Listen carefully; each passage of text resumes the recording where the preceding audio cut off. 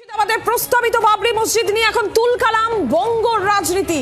মুর্শিদাবাদের দিকে নজর থাকছে, বেলডাঙ্গার দিকে নজর থাকছে। সাসপেন্ডেড বিধায়ক, তৃণমূল কংগ্রেসের সাসপেন্ডেড বিধায়ক হুমায়ুন কবির, তিনি যে ঘোষণা করেছিলেন আজকে 6 ডিসেম্বর তিনি বাবরি মসজিদের শিলান্যাস করবেন। বেলডাঙ্গায় প্রস্তাবিত বাবরি মসজিদের শিলান্যাস, এবং সেই নিয়েই বঙ্গ রাজনীতি তুলকালাম। গতকালই আপনারা জানেন কলকাতা হাইকোর্ট জানিয়ে দিয়েছে যে এই সংক্রান্ত যে মামলা ছিল সেই মামলায় কলকাতা হাইকোর্ট হস্তক্ষেপ করবে না, আইন শৃঙ্খলা রক্ষার দায়িত্ব রাজ্যের। গতকাল থেকে আমরা দেখলাম লাগাতার মুর্শিদাবাদের দিকে আমরা নজর রেখেছি, সেখানে দেখা গেল কেন্দ্র বাহিনীর টহল শুরু হয়েছে, অতিরিক্ত ফোর্স মোতায়েন রয়েছে, এবং আজকে সকাল থেকেই একেবারে কড়া নিরাপত্তার চাদরে মুড়ে ফেলা হয়েছে গোটা মুর্শিদাবাদ জেলাকে।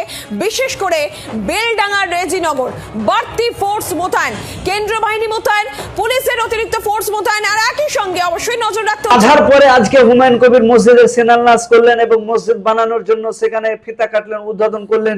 কিন্তু আজকে সেই মসজিদকে উদ্বোধন করলেন, কিন্তু আমরা মুসলমান সেখানে সাপোর্ট অনেকজন করেছি, অনেক করিনি, অনেক আবার বিরুদ্ধে করেছি, অনেক আবার তার বিরুদ্ধে কথা বলেছি। কেউ আবার বলেছি হুমায়ুন কবির স্কুল করলে ভালো হতো, কেউ আবার বলছে হুমায়ুন কবির মাদ্রাসা করলে ভালো হতো, কেউ আবার বলছে হুমায়ুন কবির যদি একটা ইউনিভার্সিটি করতে ভালো হতো, কেউ বলছে হাসপাতাল করলে ভালো হতো।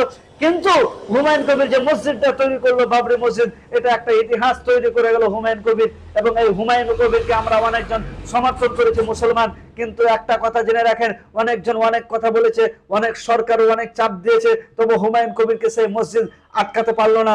মসজিদের অবস্থাতে শিলান্যাস করলেন হুমায়ুন কবির, এবং হুমায়ুন কবিরকে একটা কথা মাথায় চিন্তা ভাবনা রাখতে হবে, এই মসজিদও করব, সেই মসজিদে যে নামাজ পড়তে যাব, এবং নামাজটা যে পড়বে কিভাবে পড়বে, নামাজটা পড়ার ক্যাটাগরি কি হবে, কিভাবে নামাজ পড়বে, শিক্ষা লাগবে, সেই শিক্ষার ব্যবস্থা হুমায়ুন কবিরকে অবশ্যই আমি বলতে চাই, হুমায়ুন স্যারকে আমি বলতে চাই, আপনি মসজিদ করলেন এবং মসজিদের পাশে একটা মাদ্রাসা করেন, একটা ইউনিভার্সিটিও তৈরি করেন, যাতে করে বিশেষ করে যারা পিছিয়ে পড়া মুসলিম আছে তাদের ছেলে মেয়ে যে মসজিদে যাবে নামাজ পড়তে, তো নামাজের যদি দোয়া না জানে তো দোয়াটা শিখতে হবে কোথায়?